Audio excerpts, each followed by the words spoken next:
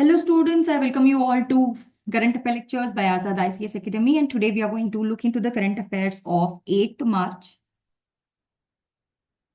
And I wish everyone, all the women out there, a very happy International Women's Day, right?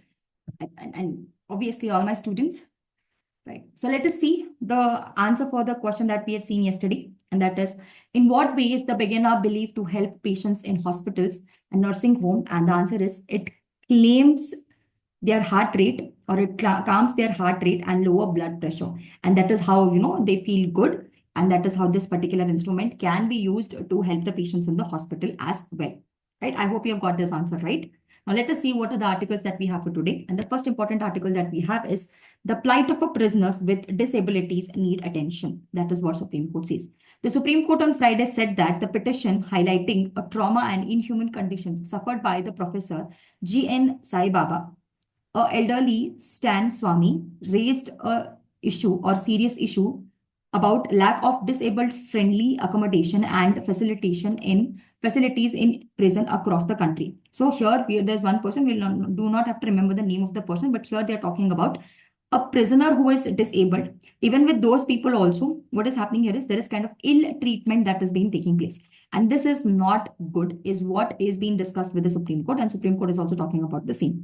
A bench of Justice Varmanath and Sandeep Mehta agreed with the advocate Kamleshwar Raj, representing petitioner Satyan Nadur, that even a person with a disabilities Act of 2016 did not contain a legal framework to protect the rights of the prisoners with disabled and provide them reasonable accommodation. So here, even though we have some kind of what you meant to say law, that is Persons with Disabilities Act of 2016, in this also they are not mentioning anything about what are the disabilities that that did not contain any legal framework to protect the rights of prisoners with disabilities and provide them any kind of reasonable accommodation. Both the judges said that specific issue had not been adjudicated by the top court and needed serious attention. The court issued formal notice to union government as well, so that they are coming up with this changes in the law, right? So let us see this in detail.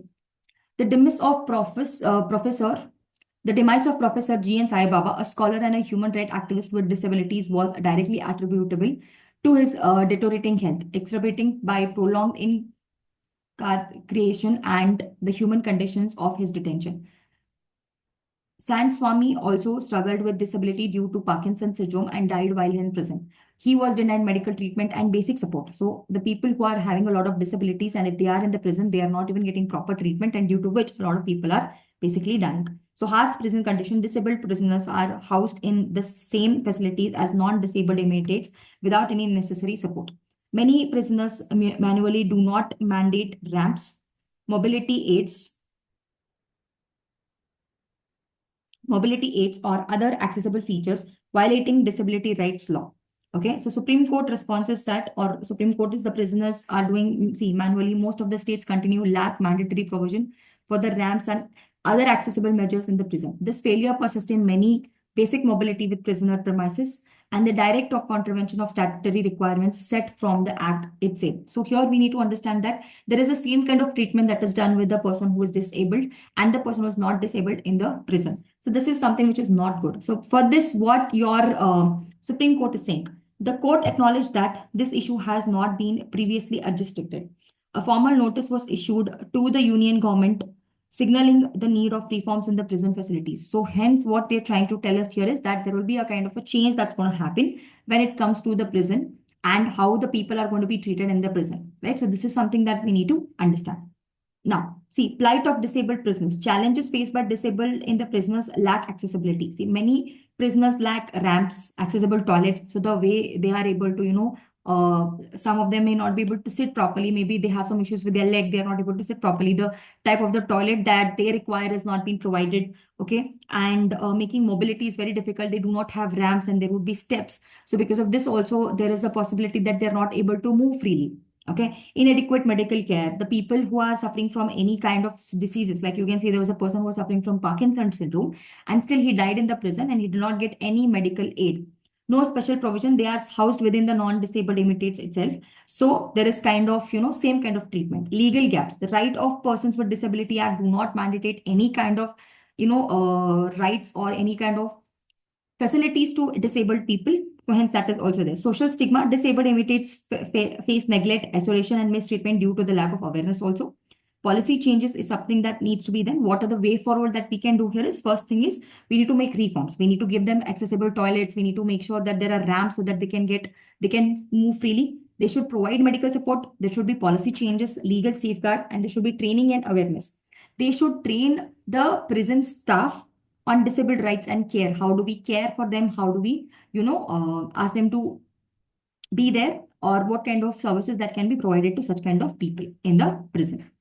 Now, the next important article that we have here is boost value addition in spices to achieve 10 billion export target by 2030. Okay. So this is a part of Indian economy. Regardless of being the largest producer and exporters of diverse variety of spices in the world, India shares the global seasoning market, placed at $14 billion in 2024. The only partly 0.7 against China, 12%, and USA's 11%, said Ram Kumar Menon, chairman, the World Spice Organization. Okay, the Indian's current export is 1.5 billion tons of spices of all kinds, worth 4.5 billion, commanding a quarter of global spice market valued at 20 million. So here, this is something that we need to understand, that India is the largest producer of spices. We all are aware of this. It is producer as well as exporter, and we are exporting different variety of spices to different countries, not just any one country or two country. And this is done in many different countries. This is something that we need to understand here. So they are telling us some kind of facts here. That is, India exports how much million? So we are sending 1.5 million tons of spices. Okay, and the worth of 4.5 billion rupees, covering 25% of 20 billion global spice market itself. So 20, this much 20 billion out of 25% of the global market, we are only doing it, like when it comes to spices. Only 48% of the Indian spice exports are valued added products, while the rest are whole spices itself. So here we need to understand that. Yeah, he said that only 48% of the Indian spices that are being given are exported for value added products, while the remaining bulk hits the market as culinary whole spices itself, right? So to meet the 10 billion report export target by 2030, value added spices export should increase to 70%. So if we want to, put in our target, if we want to reach our target, what exactly we need to do here is we need to increase this amount from 48% to 70%. This is what he's basically telling us. Okay. Seasoning is a huge market. Okay. This is something that we need to understand, that, see, if you have a peri peri seasoning, you have chaat masala, you have amchur powder, there are so many powders. So seasoning is something that is huge market. If you go to McDonald's and if you are eating the fries, if that's just fries and if they do not give you sauce, or if they're not, if this fries is there and if you do not have any kind of salt or pepper or something like that, in that case, basically what happens is you are not going to, you will not be able to eat anything. Seasoning is a huge market. Despite India being the largest producer and exporter of spices, our current share in seasoning is really low, and we have huge opportunities to grow in this segment. So even we are producing spices, but we are not able to provide that much amount of seasoning to the countries that they require. We are providing them, but this is not kind of the required seasoning is not something that we are able to provide them. So hence, if we are able to, improvise on seasoning, then basically what is going to happen here is that the people will be able to, or we will be able to grow further.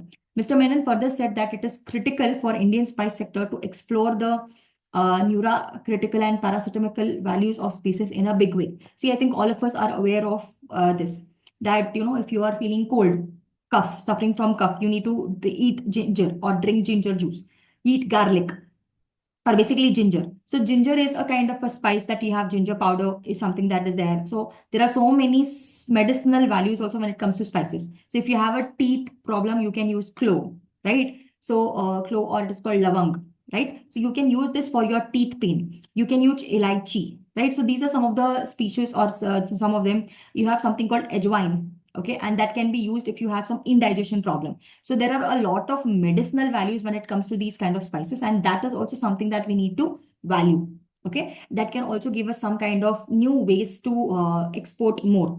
We should explore the neurocritical and paracetamol scope of our spices in major ways. This is a way of value adding by finding newer ways useful consumption of our spices. Several spices are already being used by Ayurveda and School of Medicine, he pointed out. Mr. Menon added that 85% of the spices grown in India are consumed domestically itself. So whatever we are growing, we are only, consuming it in India itself.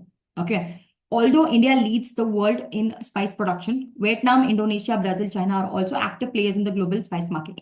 Africa also has entered into spice production in the recent years. So we have to understand that we are not only the people who are producing spices. There are other countries also who are producing spices. Especially you can see there is Brazil, there is China, there is Vietnam, Indonesia. These are all the other people who are also playing very, very important role when it comes to, production of spices. And you can see that Africa is also trying to enter into this business of producing spices, right? So increasing the domestic production. Apart from traditional spices growing states, there are some states which grow, especially like we have Kerala and all of that. They grow these spices. There are other states also, like we have Odisha, we have Jharkhand, and Northeast are becoming also a key spices producers. In India's 15 agroclimatic zones supports the cultivation of various spices across different states. Various different states can produce various amount of spices. Improving food productivity and quality is something that we need to focus upon. See, just not the South Indian state, there are so many other states like Orissa, Jharkhand, Odisha, Jharkhand, and northeastern states can also come up with spice production. Okay, increasing production, reducing cost, and improving quality are essential for boosting exports. So if we are able to do this, then what happens is the export will get boosted. What are we supposed to do? We have to increase more amount of production. We have to reduce the cost, and we have to also improve the quality. If you're trying to do this, then automatically what's going to happen here is that more amount of spices will be automatically exported. Farmer production organization has been trained in pesticide management, water conservation, and hygiene when it comes to spices. Research organization are also developing high yield and climate resilient species variety to enhance the productivity so that more better quality, spices are produced in our country and that can be exported to other countries as well. Okay.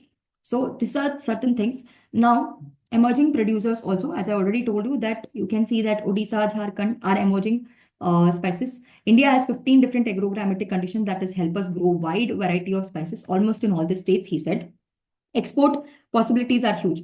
To cash into it, we have to first increase our production, as I already told you. We also have to find ways to bring down the cost of the production and increase the focus on quality, scale our share as well. These are certain things that if we are doing, what is going to happen is it is going to help us in exporting more amount. So World Spice Organization, a platform of unities, all stakeholders in the spice industry comprising farmers, processors, academics, and end users are working closely with the several farmer produce organization to boost production. So we are trying to, do this. I already mentioned that we are trying to export a lot, do a lot of value addition, provide some safety, quality, sustainability as well, and train the farmers on what kind of control issues and teach them the importance of growing spices with limited pesticide use. And we're also talking about pest management. Spice farming is also trained to integrate pest management, water management, and hygiene practices around handling the processing and packing as well. So it's not just about growing it. It's also about handling it. We have to pack it properly and give it to people. He also emphasized on need of developing high yield variety seeds, climate resilient varieties as well. So this is all for today. Let us see the question for today. Okay. What are the major issues? What major issues does the Supreme Court notice to the central highlight? So try to look into this. Okay. What is the right answer for this particular question? As we have seen the very important topic today that a lot of prisoners with the disabilities are not getting proper treatment or they are not being treated properly and they're all facing in a lot of issues. So this is something that is in the news. So try to identify the correct answer for this particular question. I'll see you guys on tomorrow's lecture. Thank you so much. Until then.